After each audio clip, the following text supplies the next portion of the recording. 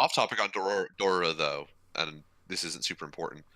I listened to the opening for season two. It is not a banger, in my opinion. Oh, like it does not hold up. Yeah, it's very generic. Oh man, that's Yeah, the same thought I had for Shield Hero episode or opening two too. yeah, It's kind of generic. It's not bad, right. but, you know. But I mean, considering the first opening for Dora was definitely it was good. It Yeah. probably wasn't the best. Domestic no Kanojo's opening was amazing, but it was Well, it was a really good one overall. music wise, yes. Yeah. Imagery wise, Doro beat the shit out Oh of yeah, no Domestic doubt, no Contra. doubt. Um, I would But say, I actually legit liked like the whole song for Domestic no yeah, Kanojo. Like it was an amazing song. I listen to it every day at work. It's a good fucking song. I think the artist is also just an amazing artist. Oh yeah, I've been listening to her stuff all like No, basically have you? after. Okay, good. Yeah, Minami. Yeah. Yeah, I've listened to her stuff a bunch. It's not Okay, available on good. Spotify, which kind of sucks. And I don't want my work YouTube account to be full of like Japanese shit yet. So Yet. like Someday, it's when I already get my kind own of office, that when people come in, they won't be looking directly at my computer. Then I'll be able to get into that weeb shit. because like right now it's kind of filled with that stuff with like random weeb shit. Mostly because I've been listening to the Gundam Unicorn soundtrack. Uh huh. But it's mostly just mech stuff, not just. It's all also like the 3 hour emotional anime music playlist things. I Oh, also have some okay. of those, but I never listen to them because I don't really give a shit. Right. But yeah. Hopefully she gets on Spotify soon because I think she's awesome. I do too. I'm gonna talk to her later. Oh, I've also been listening to that one lady, Nikamura Emi. She did the ending for Megalobox. She's got a couple good songs Okay. too. I really like them. All right. And she's actually on Spotify and Oh. Google Play Music. I think I don't know. Possibly. That's pretty legit. Yeah. So well, let's start our discussion. I can't All fucking right. talk. Welcome back to ABC. This is episode 57, right? You're not You keeping probably. track. I'm keeping track. It's 57. Welcome back to the duo cast. More importantly, Yeah, Alex is out. He's probably washing dishes with a fever. yeah. Uh, Or two chicks at once. We don't know what? what things that Alex is doing right now. Oh. Washing dishes with a fever, or two chicks at once. His mom and his sister? I was more going with his girlfriend and some other random girl, but yeah, sure, his mom and his sister. I was Let's making make a it joke about weird. him washing dishes with two other girls. Oh yeah, no doubt. I'm with you now. You're making it weird. What the fuck's wrong with you? How am I Get your making man- it weird? get your man What's out of the gutter. weird about having a three-way? It's that Alex is part of it. I don't want to Yeah, make that's fun the, of weird, him. that's the weird part. All right. The Well- weird, unnatural part of the three-way. That Alex is part of it. I thought you were gonna get into some sort of weird, like, lesbianism is bad, and I'd be like, Brendan, you're gonna have to cut all of this now. But yeah, Alex being part of the three-way. If there's a that's the moment to weird part. roast one of you motherfuckers, I'm not gonna drop it. That's fair.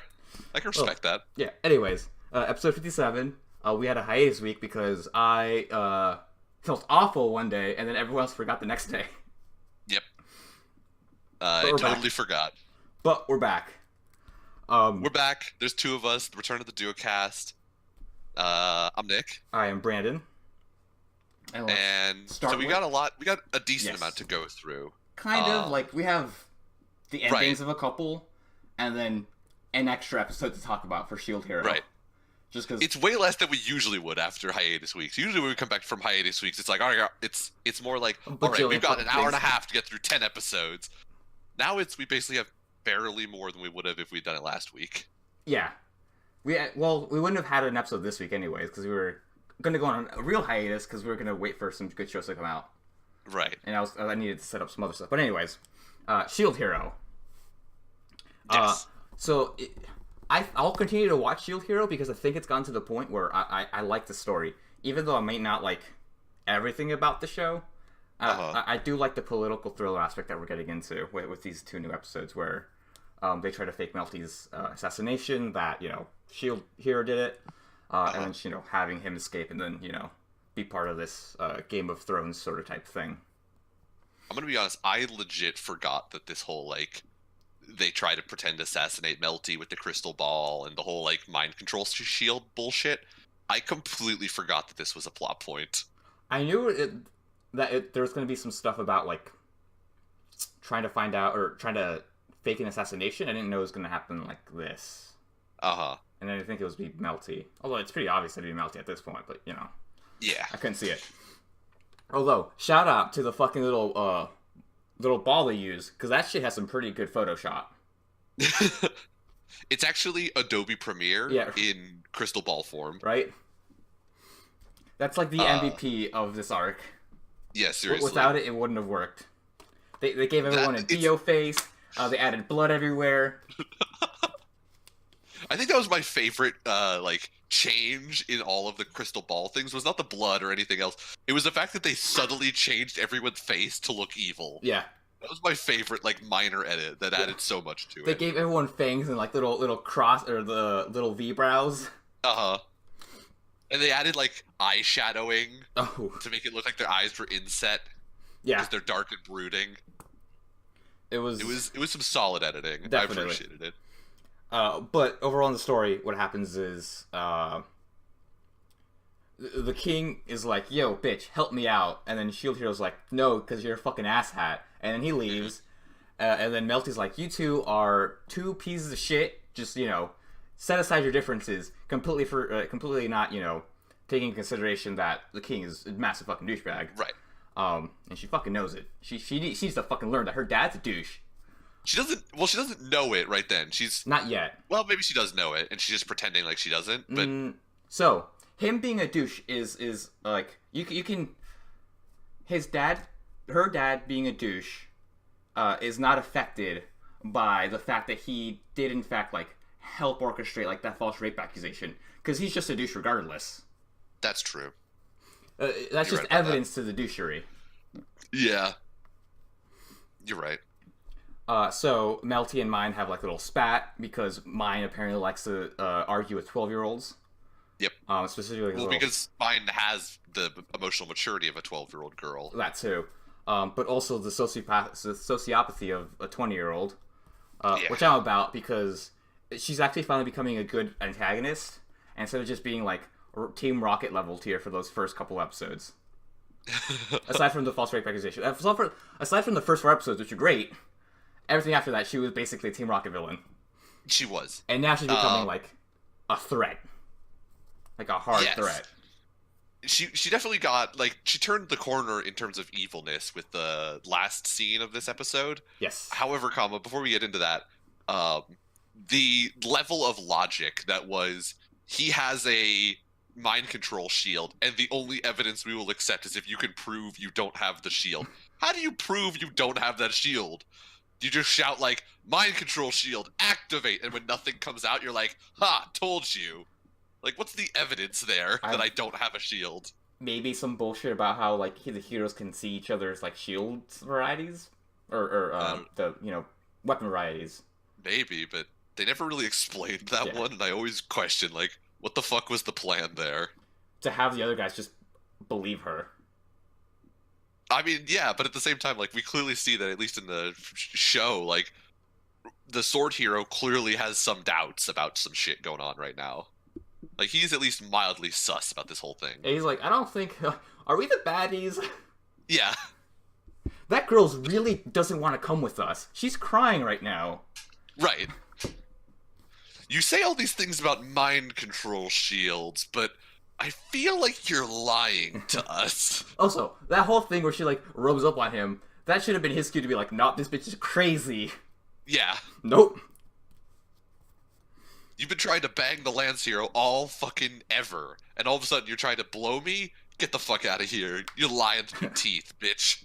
And then Bo Hero's just like, there. He'll follow he'll follow whichever group is the biggest.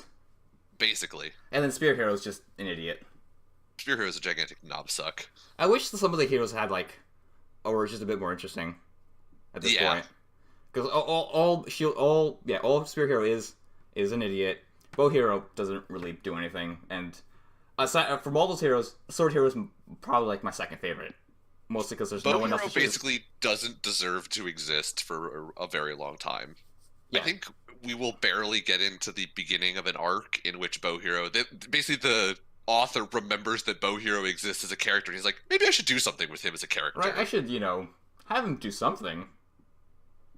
Um, but it definitely felt like up until this arc, or like the start of this whole like political thriller side of things that we're kind of starting to get into, like the author was just like, I'm gonna write random isekai trash to like, Pat it develop out. develop a following.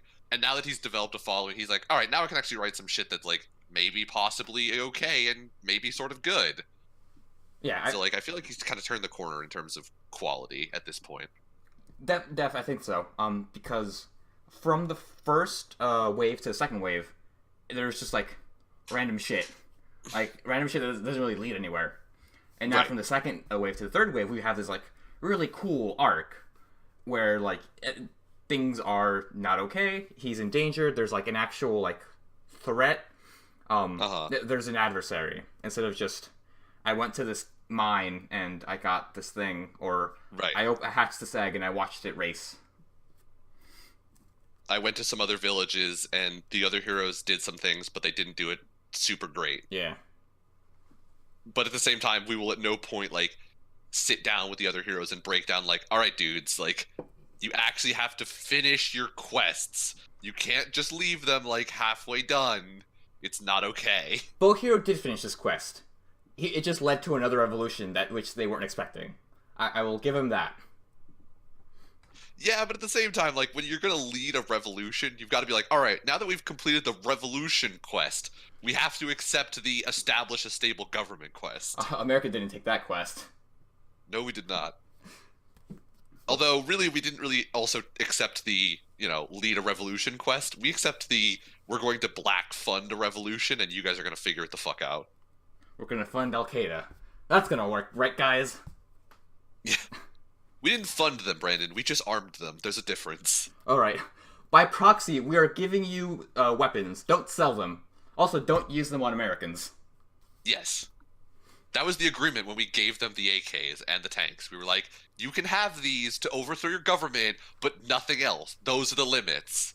Afterwards, you have to agree to disassemble them and use the metal to make plows. And then they didn't, and we were like, who could have seen this coming? Right? We all thought Osama bin Laden was a cool guy. For a little bit. Yeah. Much like when we went to South America and we were like, we'll give you these guns, and in return, you will give us cocaine, but you won't be super corrupt. We understand that this feels wrong, but don't keep doing this when you're a government.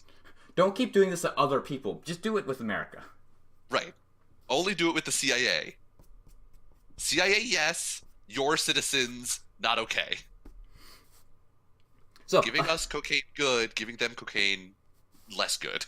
this is also not part. This was also not a tangent because we are by proxy talking about Shield Hero and its world. Yes. This is currently happening in the world. Silvervelt or whatever is currently funding a revolution by the demi-humans in whatever Shield Hero country he lives in, and they are selling cocaine to the white people, to the rich white people, the nobles. Yeah, to the rich white people. Dude, apparently Siltveld is like fucked though. They're not going to Silvervelt, are they? They're going to where the mom is. They're going to the other Shield Frieden. Yeah, God, that's just a stupid fucking name. They are ridiculous fucking names. Although, if you can't get the central insipid metaphor of Shield Frieden, Yeah. it's pretty fucking obvious of, we worship the Shield Hero, and it's a free country. Wow, what a brilliant fucking name. I mean, the dude doesn't speak English, so it It's would be a true. good name for that for like foreigners. Yeah. Because we do that I a lot definitely too. understand, like, there is the translation, like, problem there of, like, it was written in Japanese, but then obviously the name was in English, Shield Frieden, which, like, it's less of a on-the-nose name Yeah. in Japanese than it is in English, where, like, we speak English, so when they're talking in English, and then they say Shield Frieden, you're like, Jesus fuck, you guys are just real on the nose with this one. But Siltvelt with their we own humans as dog people, but worship the Shield Hero. I do wonder if the Shield Hero got spawned in whatever Siltvelt or whatever the fuck it was called. I've already forgotten. I thought they all I got do spawned in wonder. the same place. No, they weren't supposed to. Have we not gotten to that in the show yet? Oh. Fuck, we haven't. Never mind. Cut that. Okay. What time is it? Hold on. Let me cut that real quick. That would make sense though. I Yes. assume like there's four countries, right?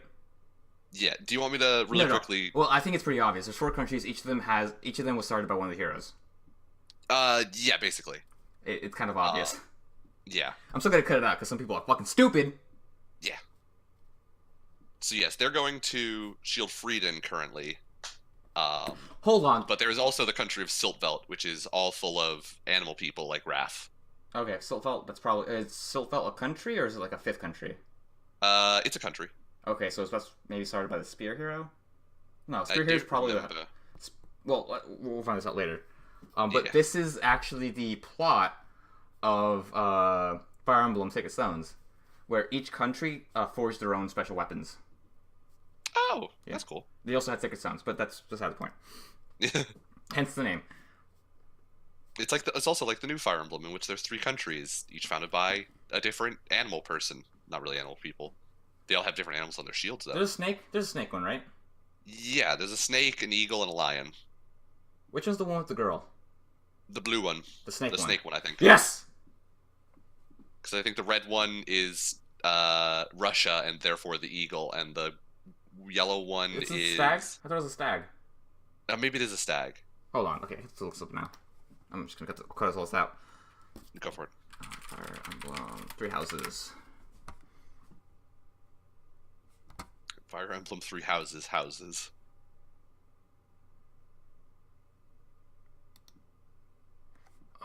Three houses.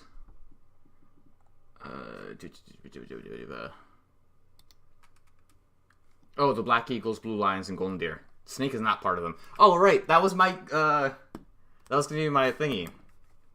Oh my god. What's the word What? called? I don't know. Let me think for 2 seconds. More like 30 seconds. I am blanking on that word. When, you call What would something, it be? When it's I what? Say prophetic. again? It's a prophetic sort of verb. Prediction? Prediction, yes. I don't know why I remember pathetic, but not prediction. My prediction was that there's going to be a 4th house, and they were going to be the Green Snakes. And they were going to be the villains. I do remember this now. Vaguely. Well, back to Shield Hero. Yeah, it got better. I'm hoping it gets even cooler. Or at least, Yes. doesn't get worse. Right. It doesn't get episodes 5 to 10 worse. Yeah. I certainly hope it doesn't. I remember everything from this point on being like decently well connected to each other and like actually like involved in a Interesting. plot that goes somewhere Yeah. and involves our main cast for the most part. So I remember it being pretty good as it goes on. But then again, I could also be consciously blocking out sections I just didn't like. Kind of like what happened with 5 to 10, where we were like, wait a minute, when did this happen? Yeah. I remember him fighting a dragon. I remember him doing all that boring shit. Yeah. That was all the second book, which I don't read. You don't? The second book, I refuse to reread that book ever. It's just so boring, or? It's just, yeah, not interesting. Okay. Because the first book is sort of interesting in terms of, like, he's super edgelordy in the light novel, is the one thing. I remember complaining about this when I first started reading them, and it's very true. In the first light novel, he's, like, super edgelordy. But, like, at least in the first light novel, as in the first 4 episodes, like, it's directed at something. Like, there's a clear enemy in the first 4 books that, like, he's always pursuing or, like, catching up to in terms of power. And, like, there's the final wave, and then there's the confrontation at the duel. So, like, through the first book, there's at least this running thread that connects everything. The second book in no way makes his edgelordiness better, but there's no more central enemy in the second book. It's just awful the whole time through. He just seems pissy. Because Yeah. everyone he meets loves him. He's just a whingy bitch. Yeah. Right. He's a whingy bitch, and you're in his head the whole time, so he just whinges even harder inside of his own head about how, like, everyone actually hates him, and they're all just using him fucking constantly. It's so frustrating. So the second book is awful. After the second book, it gets better as time goes on. Okay. He gets less of a whingy bitch and more just Normal, I guess. yeah, not fully normal. He's still jaded, but he's not like I'm okay with that. completely scarred, Yeah. or not. He's not completely like bitter at the world all the time. So I think it's definitely better in the later chapters. Cool. But that's Shield Hero so far. I'll probably stay with it. Yeah. Just to see the adaptation of the rest of it. Oh, we in the opening we did see Scythe Bro. Yeah, we did. Yep. So we have that to look So forward we're to. definitely gonna get to the fucking. We're getting to the island at least, and we're getting to the return of Glass almost certainly in the island Yes. with the end of the island chapter. Can't fucking wait. Glass Part 2, baby. Glass Part 2. So let's move on to Dororo. I said it right Yeah. this time. Like, not a knobhead. Where we have only one episode because today was hiatus week. It was a bye week. Yeah. So all we really have is the second part of the Banmon chapter, or the Banmon episode. Yeah. Wherein Dororo gets caught and has to escape from jail, and then just runs around. And where Daigo... Okay, the worst fucking jail ever, by the way. Like, there's a clearly obvious hole in the top of your jail, and you're like, these people are so depressed, they're not going to try and break out anyways. It's only big enough for a small kid to fit through. But then why would you put small children in it? Because they're fucking stupid. Ugh. Like, at that point, you're like, just fucking shackle them to a tree. Like, they're small children. They're not going to be able to fucking unshackle themselves from a tree. Whatever, Nick. Just stop poking holes in the jail. There's only a really big one. It doesn't need any more. Fair. Yeah, so Dororo gets the fuck out of there. Daigo meets up with Hyakkimaru, who's like, yo, who the fuck is you? And Daigo's like, I'm gonna kill you, I don't care. So they kind of duke it out for a little bit. You have to die, dead thing. Yeah. Dead things should stay dead. Yes. He decides to like have his men fight Hyakkimaru. We see that the one dude who killed all the little kids, because it was just an order, is there, and then he shits himself and runs away. Yep. Because, little bitch can kill children, but not, another dude with a sword. I mean, he is missing a hand. Well, fuck him. That's his fault. It is his fault. But I am saying, like, I can understand why, he can't exactly fight back with down a hand. No, bullshit. Because Hyakkimaru is down 2 hands. That is true. Okay, you're right. Down 2 hands. You're right. I can't You're absolutely see. right about this. He's a little whingy bitch. He just needs to the fuck out. Shit himself another time. Hyakkimaru balling out of control. And to your prediction, you're actually correct. In this episode, we see God, what's his name again? The brother. Oh, Tohomaru? Tohomaru, yeah. Tohomaru begin to fight with his dad about how it's not okay to kill Hyakkimaru. Mm-hmm. But then comes to the conclusion that in order to have the country still, or little area still be fruitful, Hyakkimaru has to die. It is for the good of the people. It is the need of the many outweighs the need of the few. Yes. Very Machiavelli of them. Yes. Despite the fact that there is some in the literature community, apparently there are some people who believe that the Machiavellian like political thing was actually written as satire. Oh, like the need of many outweighs the need of few, or Yeah. Okay.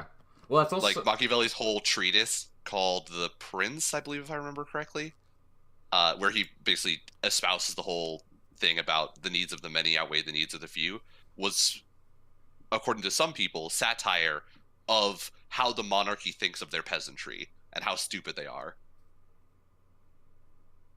Because they're like, oh yeah, we can just do, like, we can fuck over a small amount of people as long as the country as a whole is doing okay. Like, some people, some people cite, Machiavellian, like, politics is like, this was something that Machiavelli actually believed in. And it's like, some people are now saying, maybe he didn't. Maybe he was writing this as a way to say, like, you guys are fucking idiots. Like, do you understand how dumb this sounds? Like, you don't exploit parts of your populace just to make your whole country happy. That just makes everyone slightly upset as time goes on. I feel like this would be something written for the rulers, depending on when this was written, because I doubt peasants could read. it's true, but they probably had people read to them. Oh, definitely. But then, you know, the sarcasm is lost in the translation between, you know, them saying they're reading the document, and then just, you know, telling them whatever they want. Although that is still like a utilitarianistic philosophy. Yes. Then we're getting into moral philosophy. Yes. Yeah. Which I forgot it's like the happiness. Immanuel Kant is, I think Immanuel Kant is very utilitarianistic. If happiness was a metric, some people being super happy may not be better than a lot of people being a little happy. It sometimes involves like abstract math, like this is an X and this is a Y. We're not going to tell you what these metrics are because technically they don't exist. But you know, it's all kinds of thing. Anyways, the whole point of it is basically to say, what can I do to make the greatest amount of happiness change, essentially? Yeah. So if I can make only one person really, really happy, is that better than making a whole bunch of people only sort of happier? And so it becomes this whole like relativistic what's better based on the amount of people you make and how happy you make them. Same thing with like if these 5 people get super happy for whatever reason, let's say I jerk them all off. Yeah. In a town, there's a lot of people that smoke, but these 5 people have like some breathing condition, and you ban smoking. They become really happy, but then relatively, like, if you can't smoke anymore, I guess that's kind of a bad thing, and you might like. I guess I mean, everyone who smokes is probably addicted to it, and so they're probably pretty upset at first because they can't do the thing that they're addicted to anymore. I'm trying to think of like a better example, like sometimes fucking prohibition in the United States where we banned alcohol, and there was a collection of people that were like, this is going to be great, like our society won't be garbage anymore and spousal abuse will go down and all these things will be awesome, and instead a whole bunch of people were pissed and we invented NASCAR instead. But for that, like, people got really pissed. I'm thinking more of like 5 people get super happy and then some people get like slightly annoyed for a day. Oh, you know, I don't know about that. But now we're getting into other stuff. Back to Dororo. I just want to talk about Prohibition and NASCAR. Was it really started because of Prohibition? Yeah. Oh, alright. Because back when you were to run Moonshine, you needed to build a car that was faster than the cop cars. Oh. So they had to buy production cars and jack them up in terms of speed. And so once they re-allowed alcohol, they were like, well, we already have these fast as fuck cars, so let's just race them. And that was the beginnings of NASCAR. Huh, fun. Yep. So that's why they still use production cars and not super jacked up cars like they do in F1. So, Tohomaru decides that that's the correct way to think of thinking. That Hyakumaru dying is better for the most amount of people. Yes. And it's kind of bad for, you know, one person and his friend, because, you know, he dies. Yeah. We're going to kill you, and it's going to suck for you. We do acknowledge this. But think about how much food we'll have. Very true. So Daigo's like, cool, I now consider you my son. Let's go kill that motherfucker. All while the mom understands what's going on, so she hides a little knife in her tunic, shirt pocket. I guess so. Like whatever women wear in 1800s or 1700s or 1600s. Like 1500s. I mean, I don't know time. We're in the Warring States period, Brandon. It's like the 1500s, I think. Probably. She gets that, and she starts running away. And at this point, I was like, oh, I was ready for this. I was so ready. Because I thought she was going to die. Well, we don't know that she hasn't yet. This thing, she hasn't died. I'm pretty sure she has not died. Yet. It's not confirmed that she's dead yet. Yeah. It is up in the air. She for sure stabbed herself. We'll talk about it in a second. Yes. Yeah. Because she rolls up. So first, Tohomaru and Hyakumaru get in a fight. Yep. And then Hyakumaru loses the eye. I was hoping it'd be more dramatic, but Hyakumaru just kind of slashes up, and it's very matter of fact. It like shanks that dude in the face, like straight in the eyeball, and like Tohomaru's reaction is very understated for getting stabbed in the eyeball. He's very like, ow. Let's keep fighting, because I can keep fighting, because I'm not a fucking wuss like the other guy. Yeah. I gotta send her But so then the mom rolls up, and she's like, she basically shouts about how, like, she acknowledges that she was a horrible parent and caused her child to suffer, and there was a whole bunch of, like, pity me and grief, and she prays to the goddess of mercy, which she brings with her, the statue with no head. Yeah. and about how like she's acknowledging that she is tangentially involved. It's very like conflicted confession moment because like part of what I was taking away from it was that she was saying like you do kind of have to die. Like I'm acknowledging that it does help a lot of people and so it's better for you to die, but I'm willing to die with you because I'm a horrible mother. I thought she was trying to take his place. I took it more as like she was like she felt bad that he had to die for the benefit of everybody and then therefore was like sacrificing her life as well because she deserved to die for allowing this to occur. Okay. I guess I read it more like plot wise. It's just more like character driven. For me, it was like, what's the word? I guess I'm not sure how to explain it, but I viewed it more as like she just wants to take his place instead. So I can see that too. It was very sacrificial as like a thing, and like I said, it was very like flowery and it was a little bit all over the place, and so it was kind of hard to read into. Like it wasn't very direct, and so either of us could be correct. I don't really know. And there's not exactly like source material we can go reference because apparently we're super far off the source material right now. Which I don't care because this story is fucking awesome. It's true. I'm loving it. So I don't know if we'll ever really reach a conclusive like what exactly she was praying, but the end result is she stabbed herself in the fucking guts, dude. Yeah, homegirl stabbed right now. She got stabbed. And that's real bad for 1500s medicine. Gut shank is like you're gonna bleed to death, but you are going to die. And it's going to take a long time, and there is nothing we can do to help you. Yep. So Daigo and the rest of the posse dip the fuck out. Right? Yeah, they dip the fuck out. Yeah. What's his face? Dororo's friend finds that his mom's still alive, so that's, nice and happy. Bandamon, the wall is now down. Oh, right, because the other posse comes up and is like, yo, we're gonna go at war with you, so they kind of fight in the middle a little bit. That was the other thing. Yeah, the war starts. The war starts. Well, because after Hyakkimaru took down the QB, they were like, we're going to chain up all of our prisoners on the wall and then burn the wall down. So they shoot all of the prisoners with arrows, except for they suck and can't hit a small child because they shoot apparently at adult height for some reason because they're fucking idiots. That kid had so much plot armor, it was not funny. Yeah. But then QB shows back up because, surprise, surprise, Hyakkimaru didn't actually kill it all the way. So it scares off the other army for a little while, and then Hyakkimaru re-kills QB, and that's when Daigo shows up. Yep.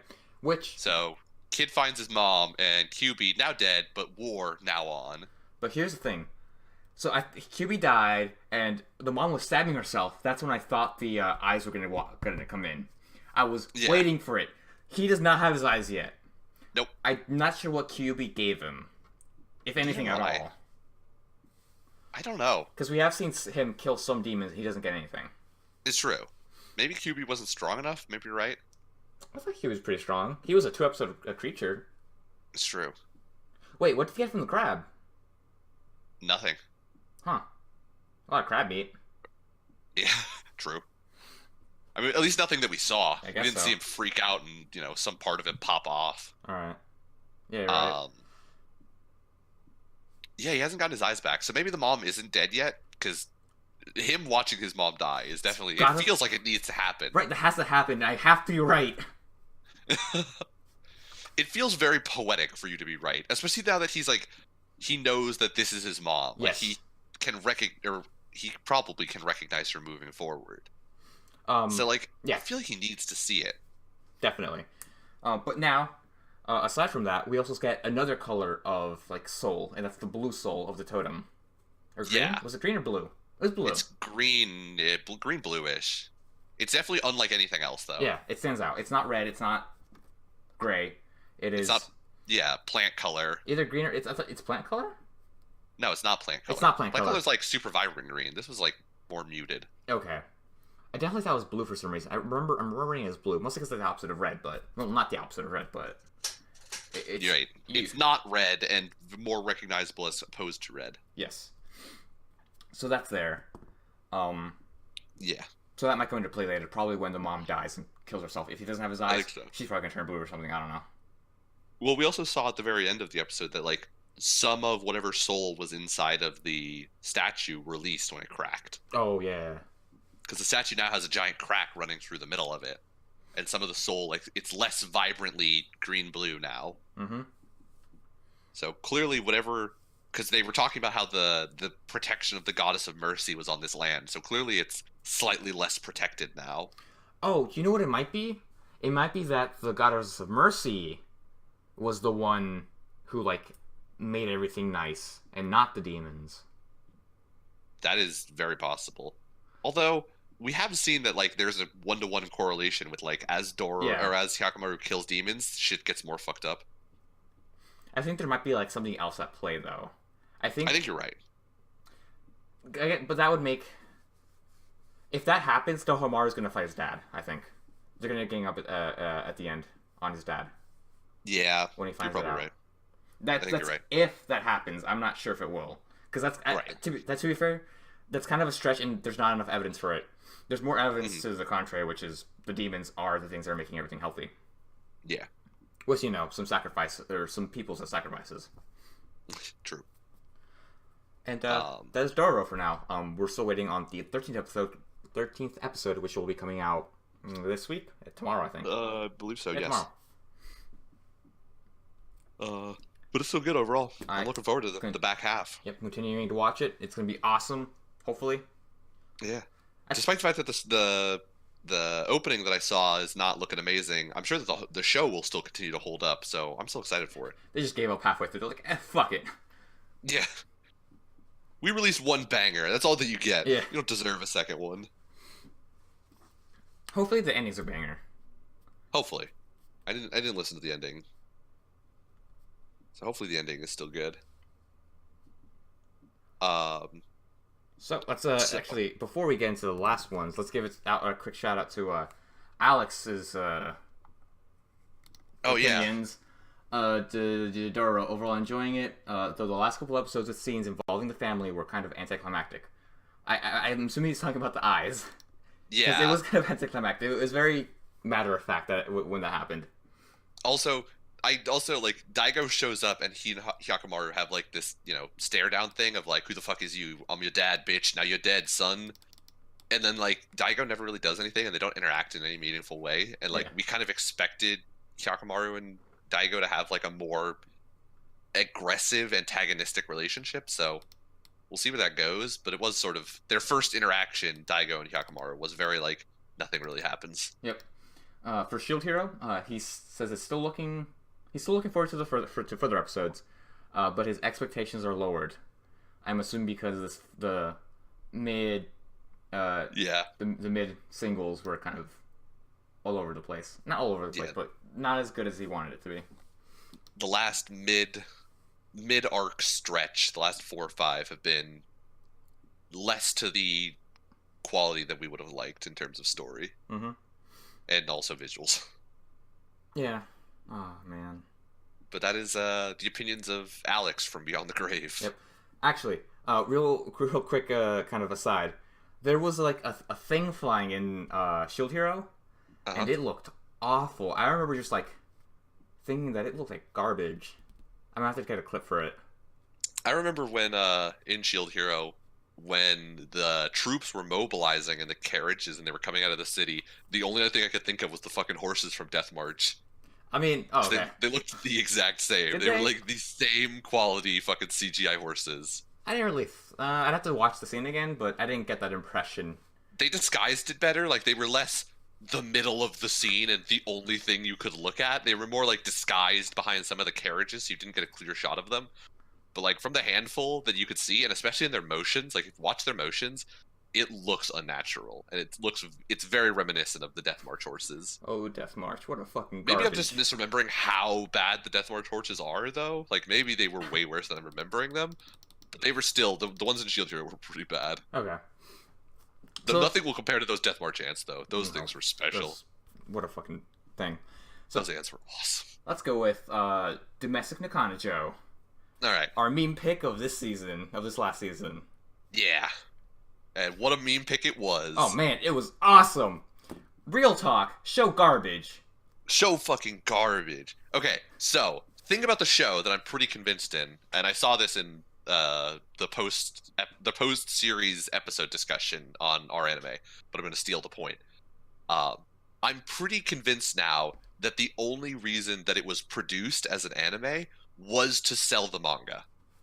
because of how much of the chapters they skipped, how like hot garbage it was, like everything about it. Like, it doesn't tell an amazing story, but it tells you enough of a story to, if it attracts you, you now want to go read the manga to find out more. Well, for the most part, most anime are go read the manga advertisements. I mean, not really. Enough of them are, mostly because like the point of an anime is either to get some extra money and to get people to read the manga, because that's where more money comes from. I think because I think the manga industry is just bigger. I mean, there's always like selling merchandise and things associated with an anime as like part of the sort of investment of an anime. Like, that's always projections. But I think there's a big difference in like, we're going to make this an anime because we think people will enjoy it and it will attract people to buy things, versus we're going to make this an anime exclusively to draw more attention to it for the manga. Okay. So like, I'm trying to think of something that isn't super syndicate or super, released as a whole bunch of series that they want people to genuinely enjoy. I guess One Punch Man and maybe Mob Psycho as well. Like, I don't think either of those were released as like, we're going to make these to make people go read the manga, because both of them are released as like, pretty self-contained full stories with no real, cliffhangery endings. Shout out to Mob Psycho. That show's awesome. One of the best shows I watched. It did encourage people to go, support it through purchasing whatever posters, figures, and also whatever manga they have. I don't really know. But Domestic no Kanojo was just purely like, here's part of the story. If you want to know the rest, go buy the manga, bitch. Because there's like no way this gets a season 2. There is no chance. Depends. I don't know. If the manga is popular enough that it might. Who knows? I doubt it.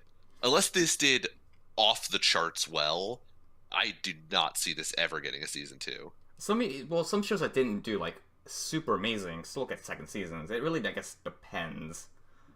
I don't know. I don't think we are not good at calling second seasons. It's okay. The only reason I say there's no chance this gets a second season is because of how much content that they've cut. Yeah. Like, there's so many plot lines that like have to go somewhere in the manga that they now can't use because they haven't set it up yet. Unless they try to do the full setup. Maybe, unless they just continue doing Hina and whatever Rui story. I mean, I'm assuming at some point, like, there has to be crossover into the other stories. Like, it has to consolidate into, like, one full story at one point. From what I'm seeing, it's still really just Hina and Rui. And, like, the other girls are just there. Maybe you're right, but... Like I said, I haven't read all the manga. Like, even from what I read, the interactions with the other girls were very, like... they were, like, very self-contained. Okay. From the little that I read. All I'm seeing is that people really love the manga because they say it gets better. Okay. So who knows? Yeah. With 200 and whatever chapters, I would hope it gets better. I just want to say, continues to exist. If it's still just fucking garbage and stupid, I'm still gonna like it because that's the reason I like the anime. I didn't like the anime because I like the characters. I actually think they're all fucking awful. I still want like a story at some point. You can't tide me over with like, oh, it's schlocky and dumb the whole time. Like, at some point, it does actually have to be like, it's kind of good. Like, it has not kind of good, but more like there is something happening. Well, there's something happening in the show too, or in the anime. I mean, is there though? Like, really think about it. Was there? How many episodes relied on like the? It showed up at the end. Those last few episodes had a story. And that was like how... The last few episodes had a story. There were some things in the middle that was very like, what is happening right now? Nothing was happening, actually. At all. We joined a book club almost exclusively to set up for getting this award in the last episode. Also, all the chapters that we skipped, but in the anime, it looks like the only reason we joined the book club was to skip a whole bunch of time, and then we get an award at the end. To build up his harem. His harem needs to be in one place at one time. Except for Hina, because she's not in the school anymore. Yeah. Because, homie, don't hit on your school kids. Yeah. Which, okay, that was my other problem, specifically with this last episode. And it's not like it doesn't detract from my overall rating of Domestic no Kanojo, but it's more my enjoyment of this last episode. In my opinion, it should have ended when she announces that she's leaving at the school. That should have been the ending right there. I didn't like that it kept going. I felt like it was... Wasn't like the first 5 minutes of that? Yes. But I mean, they cut so much content. Like, they could have just filled out earlier episodes with other content to, stretch that to be the ending. Like, if all they needed to have was 15 more minutes of content spread throughout the other episodes to have Hina quit at the end of this episode. That's all they needed. That should have been the ending, in my opinion. I would disagree, because since it was like, go read the manga stuff, it has a reason to like at least somewhat like the main character, because he is trying to become an artist, or not an artist, a novelist, and this was the only real episode we get where he's struggling with that dream. So that's a setup. We already established that he was more committed to it now. Yes, but in here we see him like just actually struggle through it and like try to figure out the words to get on a paper about like what happened to him. I didn't need to see that though. I didn't care about that. That wasn't part of the central plot at this point. Like, they hadn't, other than establishing that he was an author and was now going to try harder, they hadn't really established like novelist as a major part of his character identity through this point in the anime. Maybe there is more manga chapters that I haven't read that you've read that establish it as a more central part of his character. The two that I read... Sorry, go ahead. Through this point in the anime, they didn't need him to win that award to make a self-contained story. Oh, that award's fucking storyline ended better with when she quit than with him winning that award, in my opinion. I thought that award was dumb, though. I just wanted to watch him like write something. Although it went on for way too long. It was 15 of the 24 minutes of him just sitting down and writing that fucking story. Yeah. I feel like it's a nice plot point where we see him struggle for a little bit. A little bit's like, 2 to 3 minutes. Mm-hmm. Not an entire fucking episode. Although the ending with where he shows up with Rui in a Hina wig, that's too spicy not to have. Like, you have to have that. Do you, though? I liked it. I thought it was fucking funny. Okay, I know that you liked it because it was funny and it was spicy, and I agree that it was a spicy ending. But did it need to be there, though? That is, like, second season bait. Oh, yeah, no doubt. And, like, read manga bait. That's absolutely bait. Yeah. So whether it needs to be in there, hard bait. Probably not. Right. So, like, I'm talking about just for the story. For the story overall, I don't think it made sense for it to be there. For it being bait, it was solid bait, and it deserves to be there if it was just bait. For a story, I would still disagree that ending where she leaves, which should be the ending. It should end where he, like, resolves to write a story about it. Which, I guess, could be, like, an extra scene. Right. But, like, him trying to move on is at least needed as well. Because, like, her just leaving kind of just... It just ends the stuff. It like, we don't get a resolution to the main character's problem. Because his stuff is just left out in the open, because he doesn't even know. Right. So him finding out and doing something about it is at least needed. Whether we needed 15 minutes of him sitting down being a whiny little bitch, I would say no. Okay. Overall, this show was stupid. So fucking dumb. Yeah. It was ridiculous. It was basically summarized by its last scene where Rui basically commits to, like, I'm gonna try and smash again. Fondling her fucking brother. Yeah. I'm gonna put on this Hina wig, be vaguely insulted when you think that it's Hina for some reason, and then going to recommit to smashing. I don't think she was insulted. She was just surprised. Because, I mean, like... She seemed pretty offended. Like, she was crying in her bed, basically, about, like, I can't believe that you're still in love with your girl, my sister, even though she's left. Maybe I'm misremembering this. Yeah, after he hugged her, she, like, runs away to her bed, and I remember that part. Comes and talks to her. But yeah, then her immediate reaction is to just assault this kid. I love Rui. He's a fucking idiot. Rui's so weird. Best character of the show was Master, hands down. Or the friend. The 2 times we see him. I don't know. Literature club teacher was pretty solid for what we saw. Oh my god! This episode we also get like the fact that he knew this was gonna happen because the story was like so fucking obvious. Yeah. How'd you know about that? You basically wrote about it. You used your names. Yeah. He pretty much just straight out. He basically just came out to his teacher, and his teacher was like, "Yeah, it was not subtext, kid. Like, you literally just said it very explicitly." Our joke from the last episode was a plot point. Yeah. Which is sort of sad. Fucking how predictable Nuts is as an author. This is what makes me believe he wins an award for it too. This is what makes me believe that the manga doesn't get amazing, just because it's up until this point. At least the anime has been so predictable. Maybe the manga's just completely different. I don't know. But who knows? Who knows? But that was the Mexican Kana Joe. Absolute garbage. Trash tier pick. I'm glad we picked it though. Yeah. I would give it 2 stars out of 5. It's a 1-star show. 2 stars because I enjoyed it a lot. I'm gonna say I wouldn't recommend it though, because some people just wouldn't like this type of drama. If you like dumb melodrama, if you like School Days, you should watch the show. That should be, yeah. I'm gonna say 5 out of 10. Distinctly average. Average? Yeah. Okay.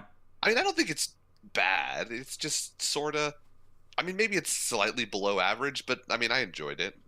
If you don't take it seriously, that's the thing. It has a caveat of it's average as long as you don't approach it as like it's a serious drama romance show. You can't take it seriously. Yeah. Approaching this as a serious show is the wrong mindset to come in with, and you're not going to enjoy it if you approach it as a serious show. You're going to get pissed off immediately. Right. Like Brandon said, you have to approach it like it's a melodrama or like a daytime television show, and just accept that like it's going to be sort of stupid shitty, but like, I mean, it's enjoyable at the same time. Like, if you just don't take it seriously, it's an enjoyable show. And like, there were parts of it that I complained about, and parts of it that, I thought could have been better, and the characters were dumb and made horrible decisions at times. But, I enjoyed watching it for 20 minutes a week. So I would say 5 out of 10 overall, but you have to approach it with the right mindset to get that much out of it. But real quick, I would like to say that this last episode was the worst episode because 1, we didn't get the opening. 2, we didn't get the shots of those lovely ladies in the bikinis at the end. Yeah. That was the saddest part, really. Honestly, that's the part I was looking forward to the most. It's true. Was the I was opening? really hoping they were going to go the next level with the last episode. They're going to be like, bam, nude shots. Yeah. Here's a link. You can download it here. We did not get that, and I was disappointed, sad, a little pissed off that I watched for 15 minutes some kid whine about losing someone. Yeah. Also, I have to say, at some point we see him we see his finger after he took off his promise ring, and it has a little mark in his hand for where the ring used to be. Motherfucker had that ring for 2 days. Yeah. There's no way it has a mark on his finger because of the presence of that ring. All I remember is this ring to that one lady I proposed to after I told her I wasn't immature. And then we proceeded to have sex. That too. With an open curtain. With an open animals. Curtain. Like fucking savages. Despite the fact that she was... I mean, it's one thing when you bang a girl and she turns out to later become your sister-in-law. It's another thing to bang your sister-in-law. Yeah, to be fair, that first time, at least he didn't know. Right. They weren't related. They weren't sister-in-laws and brother-in-law yet. Yeah. The second time, though, his fault. Roll Tide. So, let's go ahead and talk about Boogie Pop. Alright. I couldn't do the thing. Fuck. Now my fingers just wet. Wind yourself off and we'll talk about Boogie Pop. Boogie Pop. What a strange show. Yeah. This episode ended. It did. It ended everything, and I vaguely understand some things. I'll be honest, this is the only arc that fucking confused me. I have no idea what happened. So, we were completely wrong about predictions about who Eugene was. Yeah. We don't meet Eugene. But the King of Distortion is the kid. Yes. Even though we don't see him have powers in the first arc, he develops them after that arc. I believe that was the explanation. Yeah. So the entire point of the King of Distortion was that it was all about having regrets. Yes. In your life. Which makes sense. That was a big theme throughout the the little flashbacks everyone was having. The girl, the main girl with the little pigtails, was regretting not telling the sociopath that she liked them. That one girl in the wheat flowers was talking about how she wanted to apologize to her friend because she thinks she killed him, kind of, or by proxy killed her, or at least feels really bad that she died with, after a fight that they had. One of the first is we actually have one of the guards talking to like some girl he talked from high school. That was one of them, but it kind of goes into, it doesn't really go into that one, and so on and so forth. And his regret is that he couldn't like express his feelings for that one girl that dies, who we see for about 2 seconds. No. It wasn't that? It's not that he can't express his feelings. It's that he didn't return her feelings. Was the thing. Oh, his problem, his issue was that she loved him, and he just was, sort of okay with her.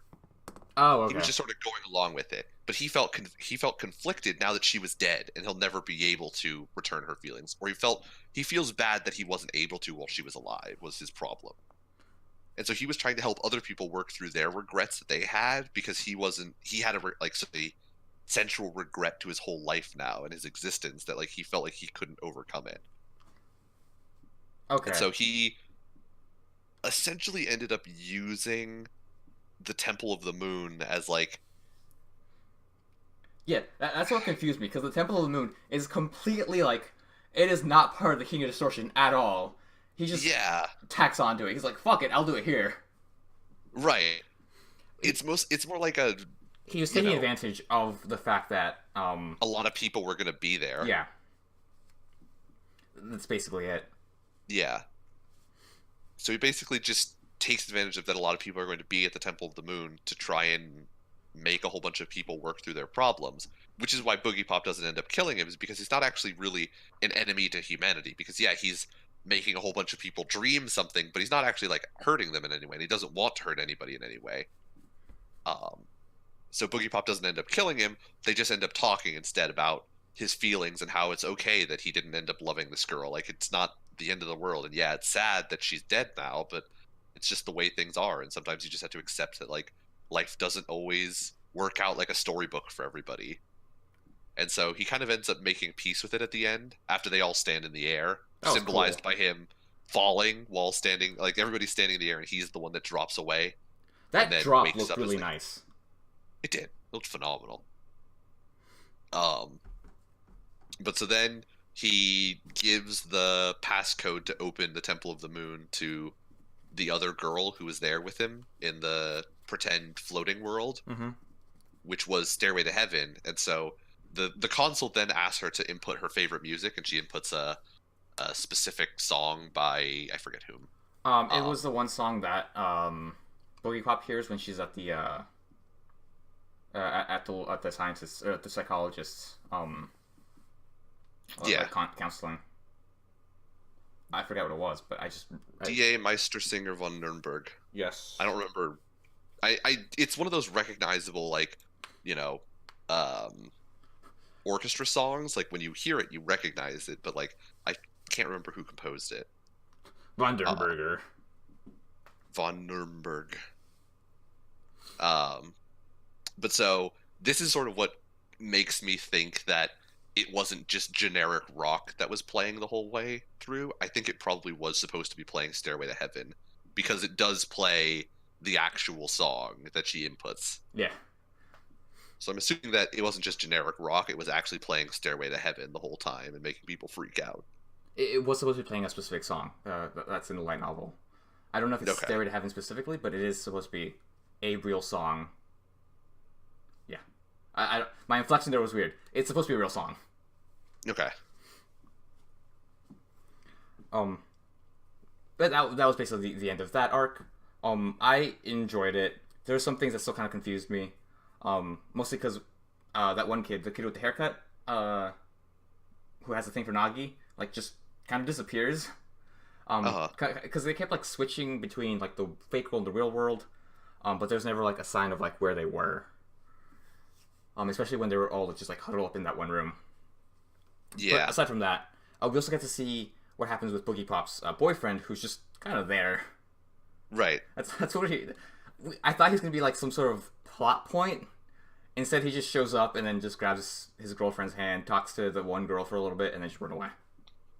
Well, he runs upstairs, and Boogie Pop goes downstairs, and then Boogie Pop, while she's outside, sends him a whole bunch of text messages. Yeah. And so he just talks to the one girl for a little bit, and she's like, "Oh yeah, your girlfriend's downstairs now. Don't ask me why, or how I know that." And so he just kind of says like, "Oh, well, it was good to meet you, or talk to you for the first time, or whatever." And then he goes back downstairs. Yeah. And that was the end of the show. Yeah. We didn't get the Fire Witch, which I'm super upset about. We didn't. That's probably another arc, but it probably is. I just want more Nagi. It's probably like when the Toho organization becomes more like overtly world domination-y, I'm assuming. Maybe. God, I really want a second season. I want more of the show. I really liked it. I don't know. It was so like all over the place at times. For me, it was the second arc, the third arc, and this arc. Is that right? Fuck. Which 3 arcs specifically in terms of like, yeah, instead of storylines. For sure, my favorite one was the Nagi arc, where she like is growing up. That was great. I thought like all of it was awesome. And then this arc was the one that just followed it, which I kind of liked. I think there were 4 arcs. Yes. Yes, there are 4 arcs. So you have the starting arc, the introducing Boogie Pop with Manticore. You have the Manticore arc. You have the Imaginator arc. You have the Nagi arc. I forgot what that one's called. And then you have the King of Distortion arc. Yes. King of Distortion second. The first one's the worst one, I think. I didn't think it was looking back on it, it's not a great way to start off the show. I think. Second one I liked, although I do think it was probably the third best. Because I do like the King of Distortion arc and this the Nagi arc a lot more. Those 2 were really good in my opinion. Just because I felt like they were a bit more focused. The second arc, I have like conflicted feelings about. Because I loved the Imaginator parts of the second arc. I didn't really care about the Spooky E parts of the second arc. Man, fucking Spooky E, what a fucking knobhead. Spooky E's whole like involvement in the second arc was sort of a dick suck. Like, I just didn't like care about what he was doing or anything. I loved the Imaginator parts of it.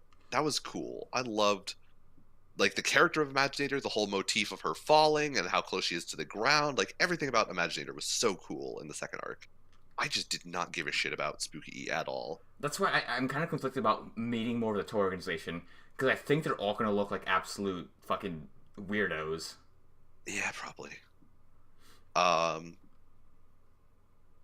The third arc with Nagi was kind of weird with like its fucking fetish for fear and like people feeling fear or overcoming fear and all of that doctor.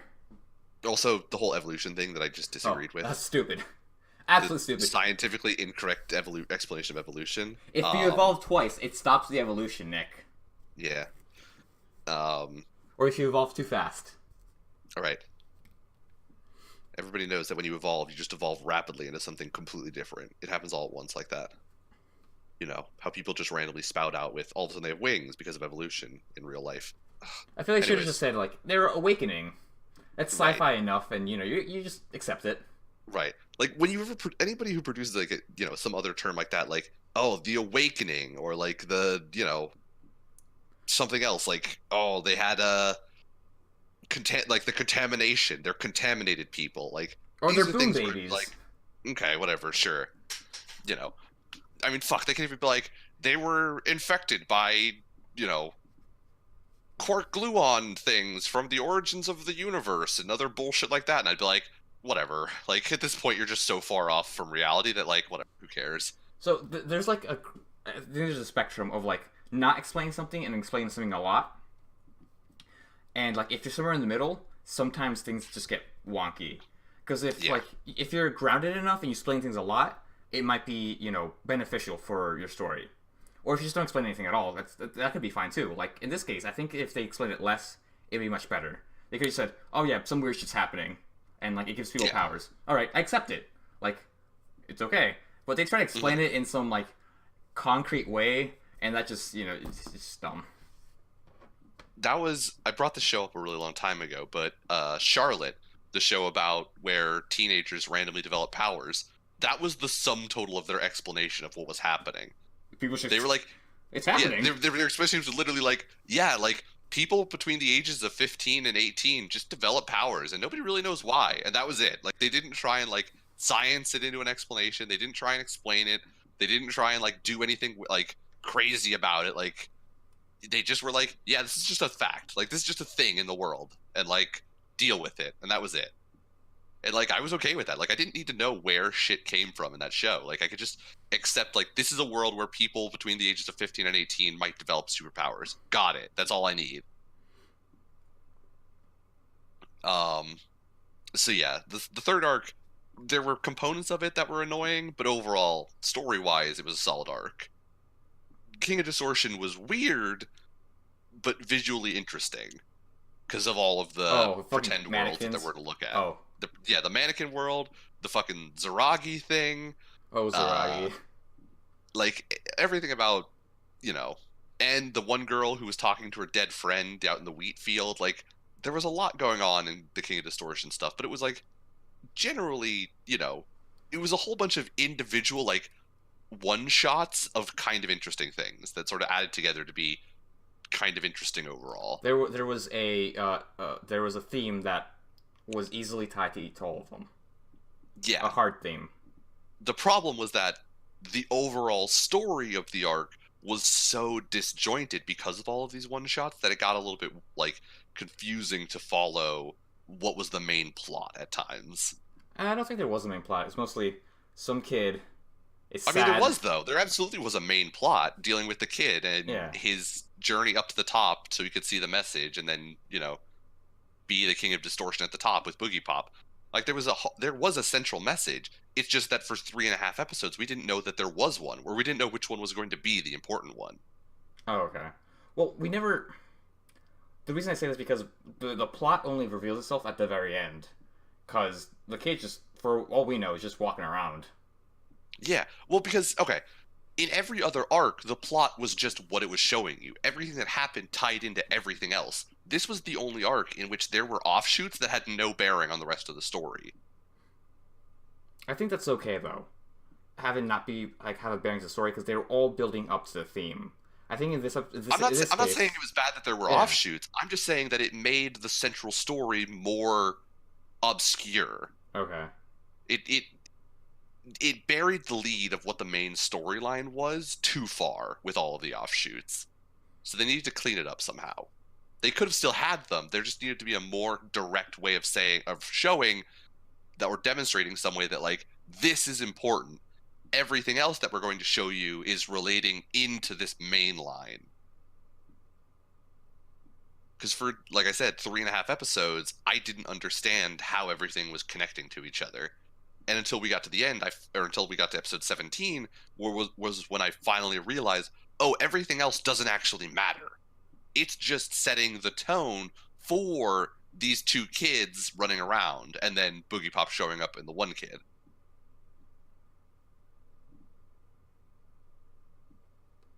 I would say that the main story doesn't matter in this case. It's just everything has equal weight.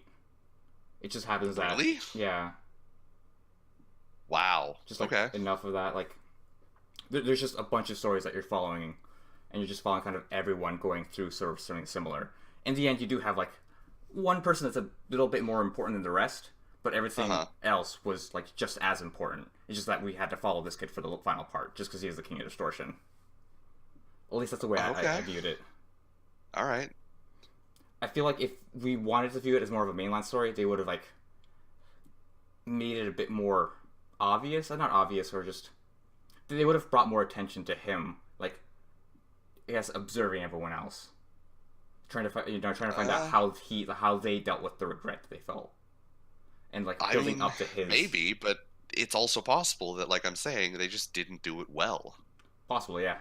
Like, I get what you're saying. Like, I'm with you in terms of your interpretation of the last 5 episodes, and, like, they did it on purpose and there was no mainline story. I'm with you. I got what you're saying. It was a stylistic choice. Yeah, one of the few times we actually used that correctly. I'm saying it wasn't good. Okay. It wasn't great. It was good. It was good enough. It just wasn't great. It could have been better, in my opinion. But this is my opinion. This is not objective fact. There are some things that are objective fact that we'll talk about. Or not, we won't talk about it now, but we at times bring up complaints that are objective facts. Fact, Death March was done badly. This is an opinion of mine. I think Death March was just bad. Last 5... I mean, it just was bad. It was done badly. It was... I mean, yeah, it was just bad. Well, no, actually, you could say that me saying Death March was bad is an opinion, but it was done badly is objective fact, because that show looked like garbage. Like, that show was... Take away the story. Like, the story may have been okay. Take away the story, it did not look good. Like, there were a lot of, like, really bad, not even mistakes, just choices that they made. Yeah. That did not benefit the show. There was a lot of things they showed or did in Death March from a animation perspective or from a lot of perspectives that just were factually not okay. Yeah, taking away from the experience of that show. Good or bad, your opinion of the plot aside, the actual like production of it was actually bad. Some hot garbage. Also like that one show about the sister and the brother. Yeah. Even though I've just we even have a brother-sister show this season. I have to be more specific than that. The last season, wherein the last season's brother-sister thing that looked like garbage, and they had, you know, the animators call out for help in the credits. Yeah. I think that's, telling. Not telling enough. It's more... Because I don't remember what the show's called. I'm trying to, like, describe it so that people know what I'm talking about. I think it's one of the only shows I've heard about in recent memories that has a cry for help from the animators about how like awful their working conditions are.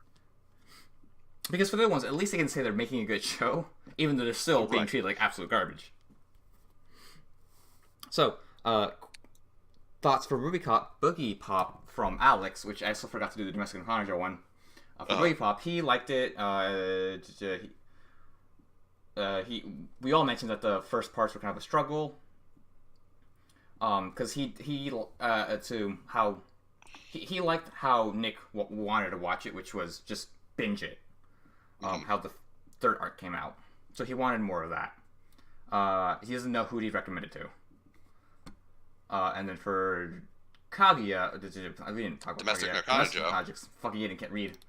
Some good popcorn trash. Probably will read the manga at some point. Hopefully it continues to be trash. And, you know, that's very in line with how we thought. Yeah. Overall rating for Boogie Pop. I'd give it 3 out of 5. And I would recommend it to people that, like more non-linear shows. Yeah. Non-linear, not linear. Like, I wouldn't give it, like, a wide recommendation. I wouldn't, like, just tell someone off the street, yo, watch this show. Mm-hmm. But if they like just weird shit in general, like shows that really kind of not shows that don't like to hold your hand, but shows that actively like push you away from the hand. Like, no, you figure it out, bitch. If you like to kind of fight with your show, this is the show for you. Definitely. I gotta say, once again, I'm gonna pull in an ending rating of 5 out of 10 overall, because it's just a very bizarre show, because it is, like Alex said, like you can't really put into words the group that you would recommend it to. It's more of like on a one-on-one basis, you might talk to somebody and like as they explain like what they like and what they don't like about anime, you just sort of get that feeling of like, you're gonna like this show. This is the show that appeals to you as an individual. I don't like what's going on in any show. Cool, I got the show for you, kid. Yeah. I hate knowing exactly what's happening. It's basically spoon-feeding me the plot when it goes in order. Oh boy, are you not ready for this shit. Did you understand End of Evangelion? If the answer is yes, 1, you're lying. 2, you'll like the show. Yeah. I do think maybe my rating would be different if we had watched all 18 episodes at once, though. Or like each arc on its own, because I don't think I would not like any show that I have to like binge in a day. It's true. And not like that. Not because I want to, but because I have to. That would be a struggle. So if we watched each arc as a chunk, I think I may have liked it more and may have rated it a little bit more highly than a generic 5 out of 10 kind of average average final rating. Yeah, this definitely might work better like as an extended OVA, sort of like movie type deal. Yeah. I do wish there was more Boogie Pop though. Boogie Pop beating the shit out of people was awesome. Yeah, she doesn't even beat the shit out of people; she just slices them in half. Yeah, she beats the shit out of those guys in the amusement park. Oh yeah, with the fucking clowns. I forgot about that. Yeah, the clowns. The clowns and the fucking mascots. The fucking Jesus. That was the weirdest part, I think. Boogie Pop versus people in fucking mascot costumes. Yeah. That was easily the most surreal thing that happened in this show, I think.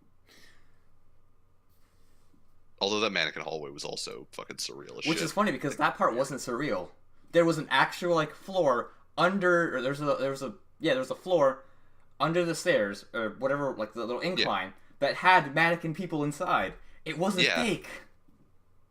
That was like there's so many questions that never got explained about the Temple of the Moon. Why did it exist? What the fuck was with the mannequin people? Like the nightmare hallway that actually existed. Why? Why did he have a nightmare hallway? I think his reasoning is he just want to make it. It's so bizarre. If I remember correctly, his actual reasoning is, why not? He had a bunch of money. Fuck it. I believe it. Yeah. But yeah, that was Boogie Pop. I enjoyed it a lot. Because, I don't know, I just did. Very hard to put into words. It just appealed to you as a person, I guess. Yep.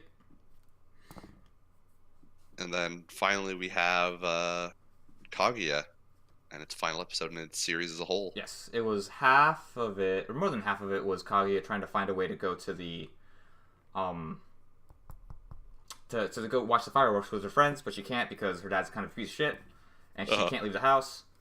And then she does. She finds a way to leave. You know, we have some like, don't like they keep passing each other sort of gags.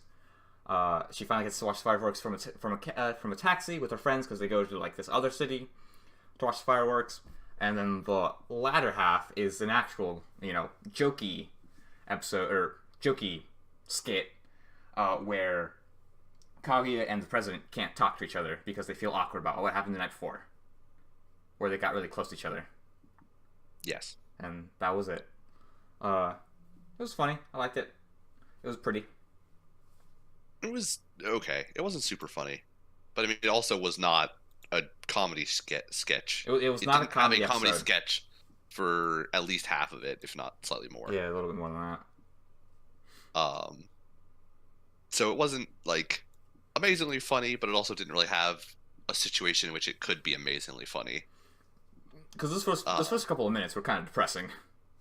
Yeah. Hey, girl, you can't go out with your friends. You have to stay in this big ass house. You're not permitted to go outside because it'd be unbecoming for whatever fucking reason. And then the maid puts on the wig and pretends to be Kaguya. Excuse me, you have to speak her name. Hayasaka. A total bro. I think that was also the most, like, in terms of, like, demonstrating the president's, like, you know, vice president. love or obsession with the vice president, Kaguya. Was that when he saw Hayasaka in the window in Kaguya gear, he could recognize that it wasn't Kaguya. Like, he didn't need to, like, call her and be like, yo, where you at, B? He could just be like, I know this person isn't who I'm interested in. Fuck off. Also, she's kind of a bitch because she just leaves Hayasaka alone. She doesn't view her as a friend, which is kind of shitty. Yeah, Hayasaka gets fucking the short end of the stick working for Kaguya at times. Kind of sucks. How bad is it that she has to keep hearing, yeah, Chika's my best friend. Ever. We do so much stuff together.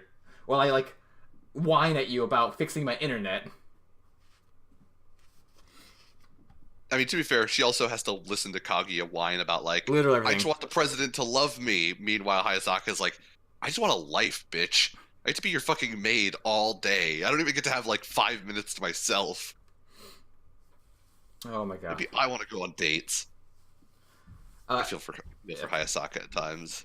Oh, but we unlike Domestic Hanjo, which was a hack fucking show. This episode had the opening. It did. I was happy about that. Started with the opening. It did. It definitely did. And then the very last gag is the president following the vice president around like the school, and you just see every character just doing random shit. Oh yeah. And that was the episode credits. But like we predicted earlier, there's not much to talk about, mostly because it was an okay, funny show. Yeah. That's all we can really say about it.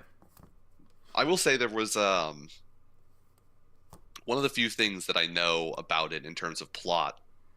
I'm sad that we didn't get to, because it's like probably the most fucking savage thing ever. Is the fact that the gold necklace that the president is wearing is like legit like pure gold. Damn. Because it's made out of when the alumni from the school got back from, I forget if it's World War II or one of the Korean War, but when they got back, they took the medals that their deceased, other alumni would have won. They melted down all of the gold and made it into that chain. Damn. So you're literally wearing the medals from war heroes. And I'm like, dude, this shit is fucking awesome. Like, that's some real shit right there. Badass.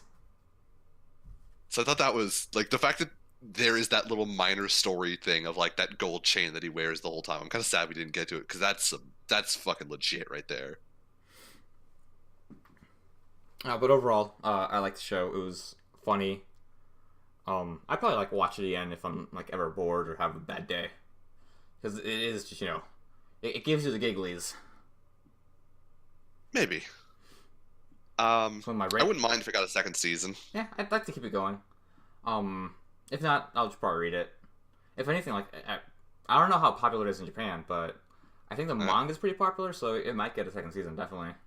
I heard that like apparently it was like all over. Whatchamacallit. Oh shit, it was trending on Twitter, I think. Yeah, like it was apparently like when the last episode came out, like it was everywhere. Like they were fucking every store like had their Kaguya merch in the windows and shit like that. Huh. So it might be getting a second doing season. Pretty well in Japan, so it might be getting a second season. Nice. And I'd probably watch a second season of it. I would. In terms of overall rating for the show as a whole, I'll give it 4 to 5. Yeah, I think it was an above average comedy. Like, yeah. I think most people would find it funny. I'd say 8 out of 10 overall. Despite the fact that we didn't have a lot to talk about it, like it did its job. Yeah, well, yeah, like what would we talk about? Like, would we explain the jokes and that's it? Like, yeah. I don't want to explain the jokes. If we're gonna explain the jokes, just go watch the fucking episode. Right. It's in they're literally like comedy bits. Like each one is 7 minutes, I think. Yeah. So it's very watchable in terms of like time and yeah. It's like eating cookies. You can't just have one. You need to have 3 in a row. It's true. So overall, I'd say this was a pretty good season. I would too. I enjoyed it as a season as a whole. It had a little bit of everything. We had a little bit of drama, a little bit of action, a little bit of comedy romance.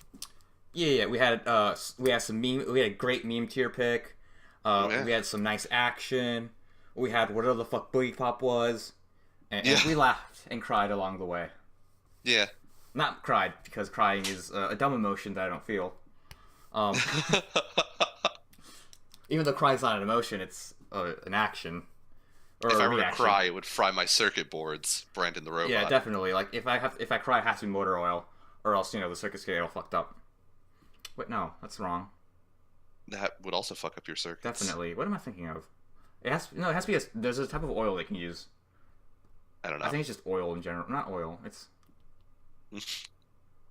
just pour pure crude right on the circuit board. No, because there was a person that used an aquarium to house their PC parts and used an oil for the inside. I do not know. But I don't remember what type of oil it was. But anyways.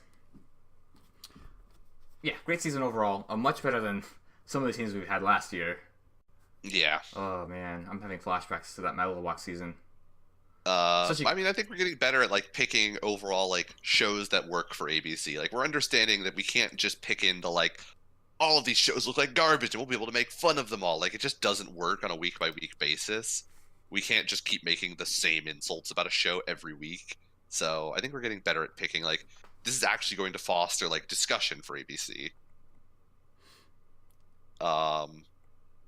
Did we end up cutting something? Oh, we ended up, yeah, did we end up cutting something from this season? I don't remember. Think so. Because, no, actually, we ended up doing the exact opposite. We didn't cut anything. Right. Well, kind of. We on a technicality cut Kaguya, was basically all that happened. Oh, yeah. Because we watched it for 2 weeks and we realized very quickly, like, we just can't talk about this show. Like, there's just not much to say. So we kind of, by proxy, cut it and gave it like a 5-minute run at the end. Yeah. And then we were going to cut one of Boogie Pop or Domestic Nakano Joe, and the flip came up Boogie Pop, and Brandon was sad, and I was like, fine, we'll do both. I thought the flip came up with Domestic. Whichever one it was, like, I was going to be upset, because at this point, you weren't hot on Domestic Nakano Joe. Like, you actively were not liking it, but me and Nick were, me and Jeffrey, and Alex were loving it. Yeah. We're loving the show, and the fact that you didn't like it. Right. I feel like the flip came up Boogie Pop, and I was like, my ending result was like, I'll just take the L, and we'll watch both of them. Okay. And then I ended up kind of getting into the swing of like, you know what? Fuck it. Who cares? I could just not give a shit for a show and just enjoy it being idiotic. So, for this episode, I would like to sell out to Minami, who sang the opening, or did the opening, performed the opening for Domestic Nakano Joe. I have no idea what it's called because it's all in Japanese. But she also has a lot of great songs on YouTube as well. She's a great singer. I'm going to sell out to Charles Barkley and Ernie Johnson from Inside the NBA, specifically because they covered the UVA Auburn game yesterday, and Charles Barkley is a alumni of Auburn, and so when Auburn lost in a fairly controversial manner, I should also say that I'm a UVA alumni, so I have very strong feelings about UVA winning right now.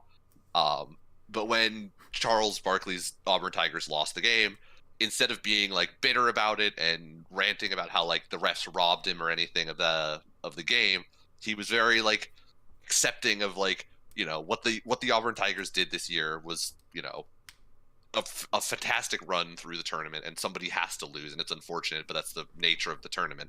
And Ernie Johnson proved himself to be a great friend to Charles Barkley and not be like super gloaty about it, about the fact that, you know, his team lost. He was, you know, a good friend and supported his friend in his loss. So I'm going to sell it to both of them. I think they're both fantastic basketball analysts, and I respect them more as human beings after watching their coverage of the game yesterday. Yeah, if it wasn't obvious, we're talking about the March Madness for all you fucking nerds.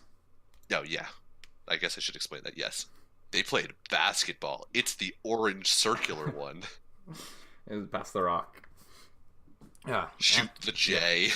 That was episode 57. I was Brandon.